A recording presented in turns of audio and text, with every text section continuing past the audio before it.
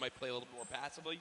No, because of those early elims, they now have Dusty Divot to themselves. They pushed out the Asian duo, pushing towards that top Dusty Divot side of XXM and Mend, and now they're supporting metal galore here, as well as wood.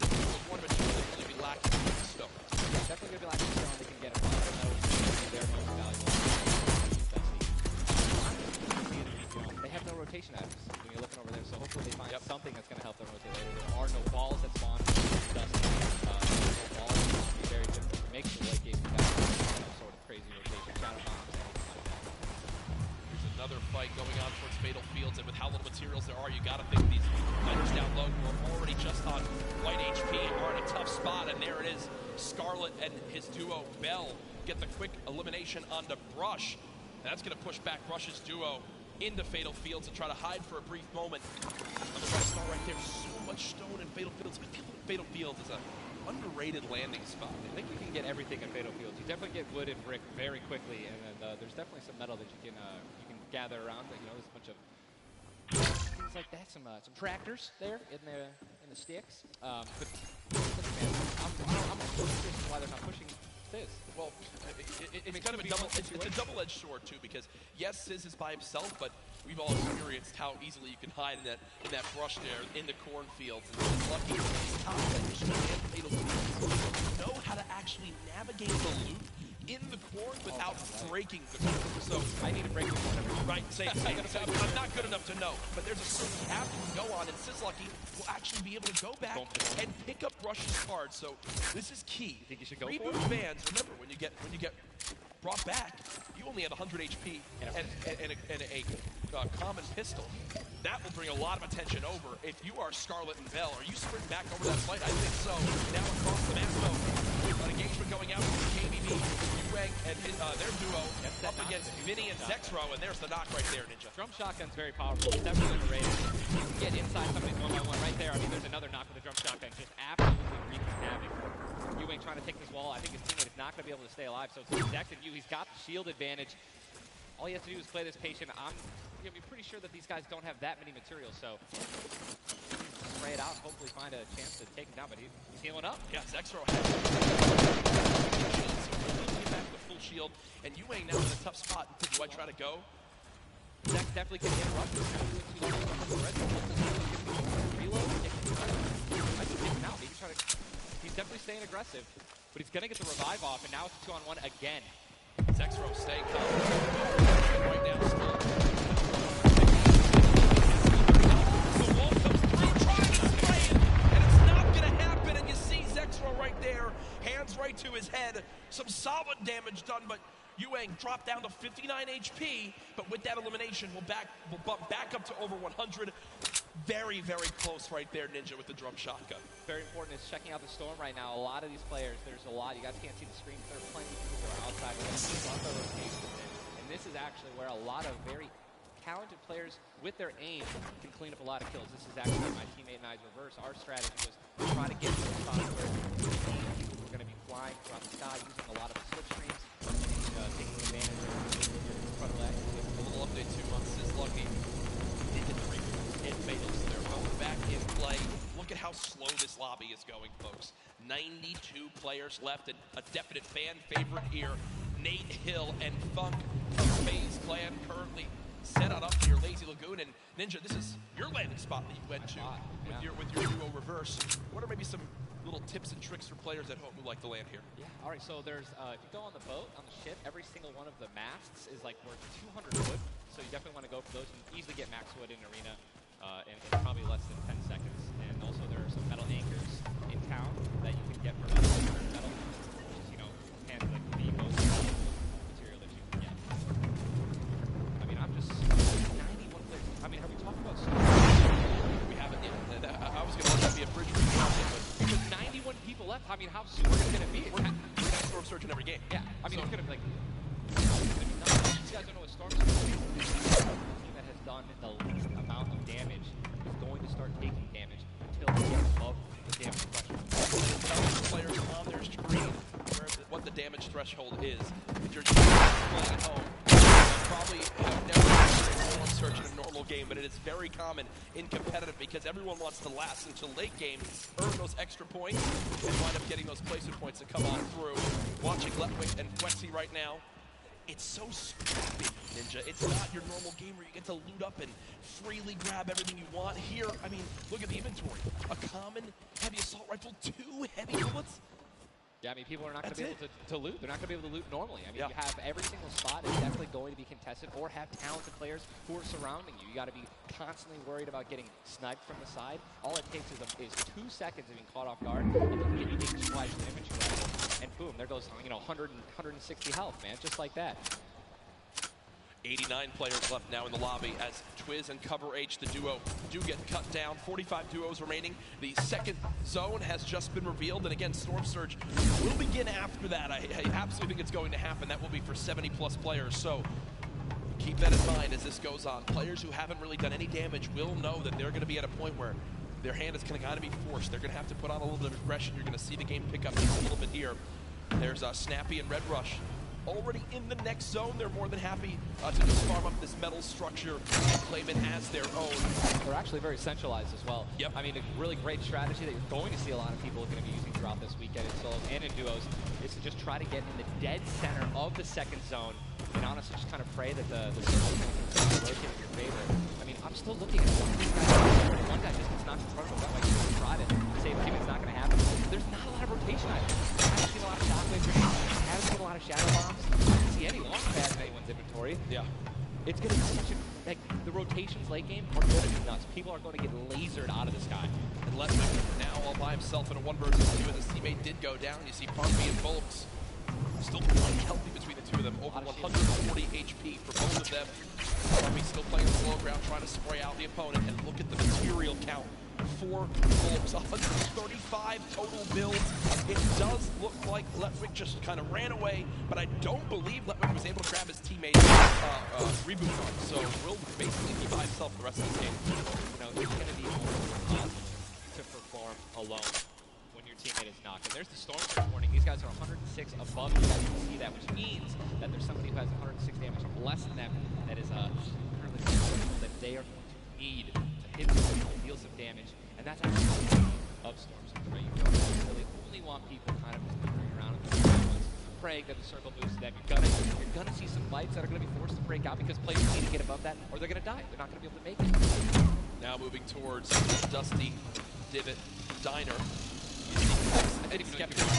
Yeah, the very young duo from NA East, and you just said yourself, I didn't even know you could farm this. I didn't know you could get down. This is the beauty of it, right? This is the top players in the world showing up with the little things that they know that really no one else can pick up on. Many teams are stacking. There's so many materials to be farmed up, and for a lot of players, Ninja, once they get max, they don't just stop there. They keep farming to have an extra more if they need to expend a lot of materials quickly. On the bottom right of your screen, you see a fight going down in Salty Springs. A lot of grenades being thrown right there. That's going to be Serpent and Hype. Spot, yeah.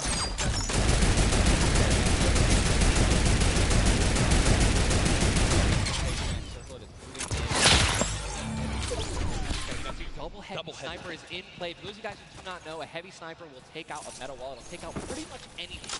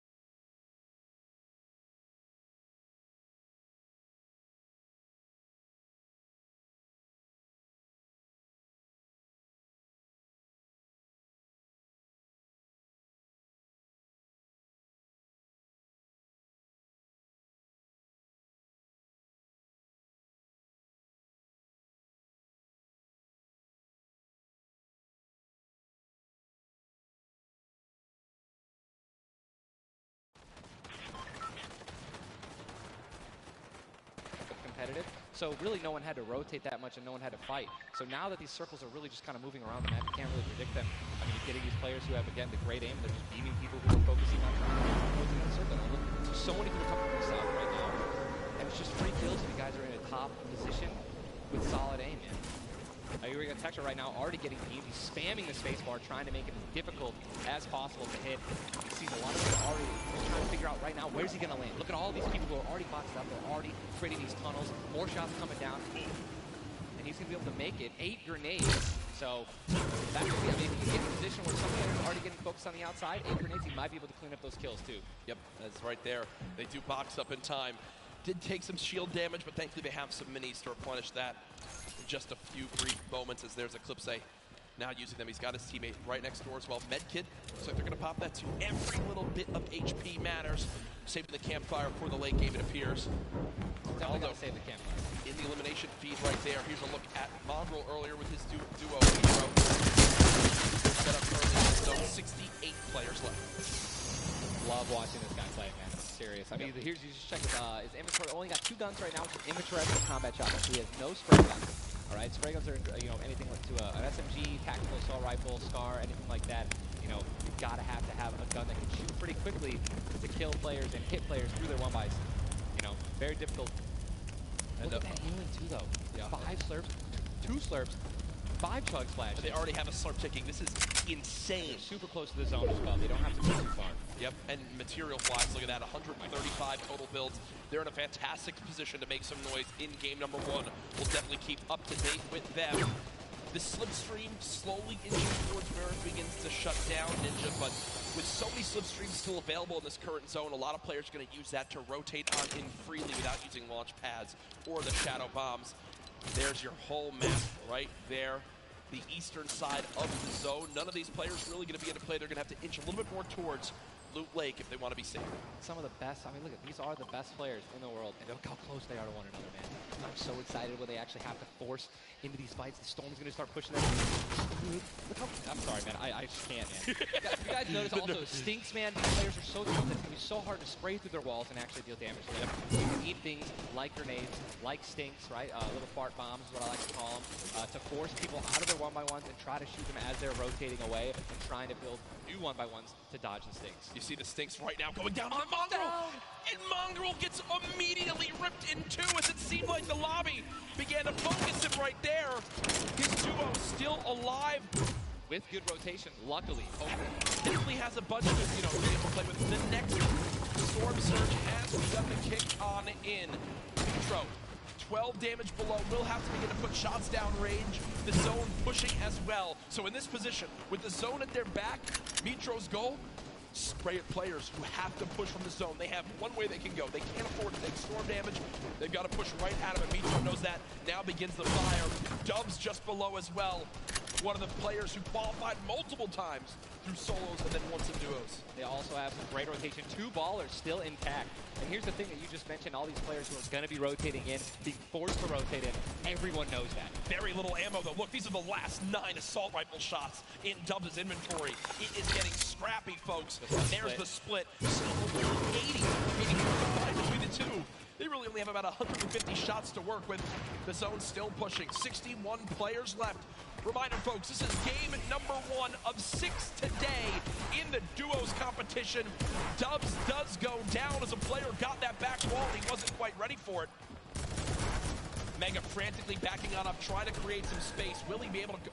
He's going to be able to pop that slurp. He's got to have the Storm Surge on. He's trying to be aggressive. Oh, he's still below, right? He's going to need to be aggressive. He won't even have time to revive his teammate.